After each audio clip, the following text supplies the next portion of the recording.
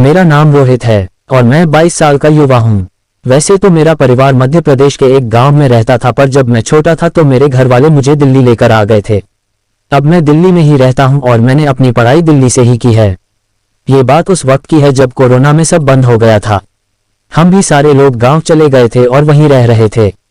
मुझे इधर कुछ ज्यादा ही मजा आ रहा था, क्योंकि यहाँ पर हमारे सारे अन्य रिश्तेदार, दादी और चाचा चाची आदि सभी यहीं रहते हैं। चाचा जी का एक बेटा है, वह भी जवान हो गया है। उसके साथ मुझे खूब मजा आता है। हमें गांव में रहते हुए 1 महीना हो गया था। उसी दौरान मेरे घर के सामने रहने वाली एक भाभी से मेरी आंखें चार हो गईं। हमारे और उनके घर के बीच में सड़क जरूर थी, पर सामने उनके घर का सब दिखता था। शुरुआत में मैं उन्हें जानता नहीं था, क्योंकि मैं इसके पहले बहुत कम बार ही गांव आया था, पर वह एकदम दिलकश मासूका दिख रही थी। इस कारण मुझे काफी अच्छी लगने लगी, तो मैंने सबसे पहले तो उनका नाम क्या है ये पता करने की कोशिश की। मुझे इसके लिए अपना भाई ही सबसे ज्यादा ठीक लगा। जब मैंने अपने भाई से उन भाभी का नाम पता करना चाहा तो वह भी कमीना था साला, मेरी लेने लगा कि भाभी का नाम क्यों पूछ रहे हो, क्या मामला है। मैंने किसी तरह से उससे छुटकारा पाया कि बस ऐसे ही जानकारी कर रहा था। भाभी का नाम पूजा था और उनके 2 बच्चे थे। दोनों बच्चे अभी छोटे ही थे, पर लगता नहीं था कि उसके बच्चे होंगे। भाभी का पति विदेश चला गया था। भाभी की उम्र 25 साल की रही होगी और वो एकदम फिट थी। मैंने भाभी पर नजर रखना शुरू कर दिया।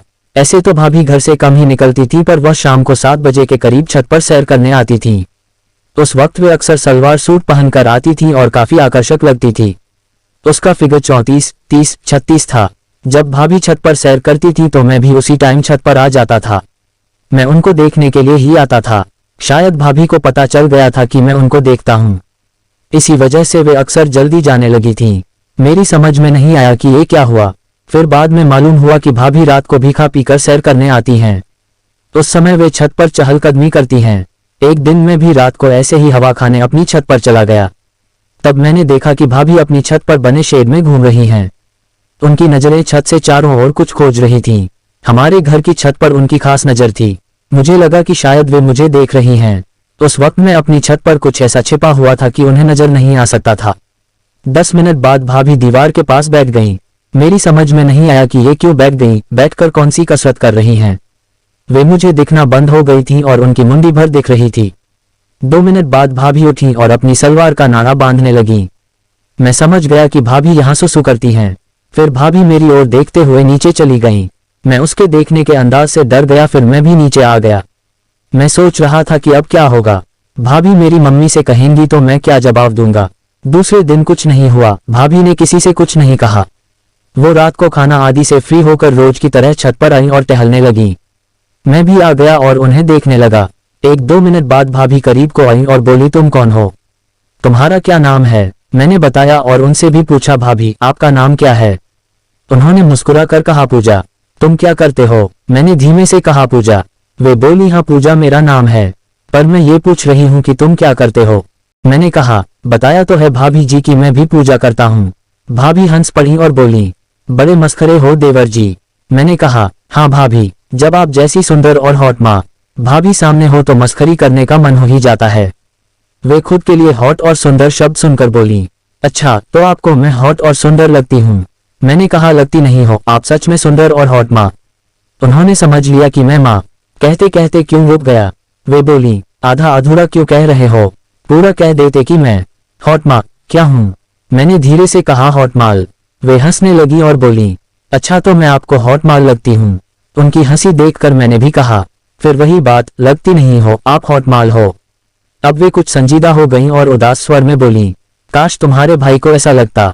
मैंने कहा, अरे भाभी, भैया को छोड़िए, देवर से ही तारीफ सुनकर मजा लीजिए ना। भाभी मेरी तरफ कुछ आशा भरी नजरों से देखती हुई बोली, सिर्फ तारीफ सुनकर क्या मजा आएगा। मैं समझ गया कि भाभी बहुत दिनों से प्यासी है। मैंने कहा, तो बताइए भाभी, मैं आपकी क्या सेवा कर सकता हूँ। भाभी ने गहरी सांस भरी और कहा, बाद में बताती हूँ। मैंने कहा, अभी बताने में क्या हर्ज है। वे आंख दबाकर बोली, क्योंकि मेरा देवर थोड़ा चुतिया है। ये कहकर वे खिलखिलाती हुई नीचे चली गईं। मैं समझ गया कि वो खुद अपने मुंह से खेतों की खुदाई को नहीं कह पा रही थी। अब मामला खुदाई के लिए सेट हो गया था। मैं मन ही मन काफी खुश था। मैं भी कुछ देर छत पर टहलता रहा और बाद में छत से नीचे आ गया। अगले दिन मैं छत पर गया तो भाभी नहीं आई थी। मैं काफी देर तक उधर उनका इंतजार करता रहा और आखिर में जब मुझे कुछ नहीं सूझा तो मैं एक कागज पर अपना फोन नंबर लिखकर एक पत्थर के नीचे दबा आया। नीचे आकर भी मेरा मन नहीं लग रहा था।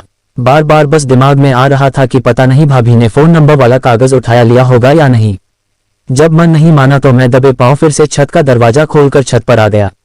उधर देखा तो पत्थर के नीचे से कागज निकल चुका था। सच कह रहा हूं दोस्तों, मुझे इतनी ज्यादा खुशी हुई मानो कोई ओलंपिक का स्वर्ण पदक हासिल हो गया हो। फिर मैंने छत पर नजरें दौड़ाई कि कहीं कागज उड़ तो नहीं गया हो, या भाभी ने भी मेरे जैसे किसी जगह अपना नंबर लिख दिया हो। कहीं कुछ नहीं दिखाई दिया। मैं वापस आ गया। मोबाइल उठाकर देखा तो एक अनजान नंबर से मैसेज आया हुआ था। हेलो देवर जी, कैसे हो?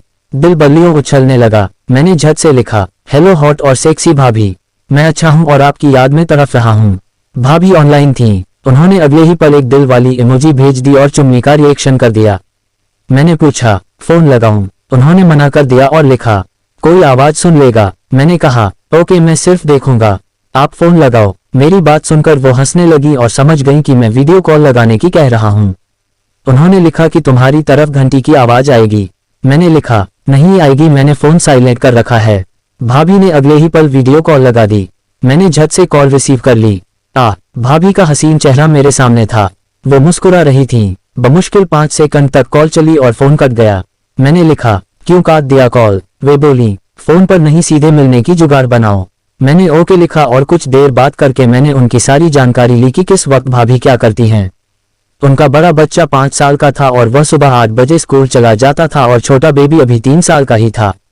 मैं अगले दिन सुबह 8:30 बजे सबसे नजरें बचाकर उनके घर में चला गया। वे मुझे घर में आया देखकर पहले तो घबरा गईं।